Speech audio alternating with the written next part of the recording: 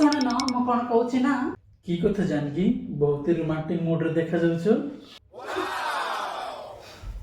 କଣ କହୁଛି ନା ମାମି ବାପା ସବୁ ମୁଡ ଖରାପ କରିଦେଲା ଆମର ଏଇ ପିଲା।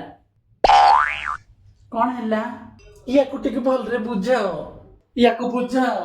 ବାପା ଦେଖୁନୁ ଇଏ ମତେ ଡାହାଣୀ ବୋଲି କହୁଛି। ଏଇ ତୁ ତାକୁ ସବୁବେଳେ କାହିଁ ବିଜାର କରୁଛୁ? ହଁ ମୋ କଥା ଶୁଣେ ନା, ଖାଲି ତା କଥା ଶୁଣ।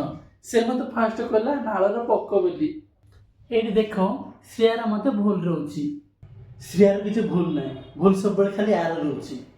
କଣ ପାଇଁ ତାକୁ ପାଟି କରୁଛ? ହଁ ସବୁବେଳେ ପାଟି କରୁଛ ଜାନକୀ।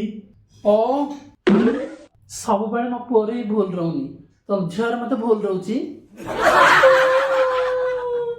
ଶ୍ରେୟା ବେଟା କେତେ ନାଟକ କରୁଛି। ହଁ ଏଇ ଓ ତୁ ତ ପୁଅକୁ ମୁଣ୍ଡ ଉପରେ ବସେଇକି ନାଚେ।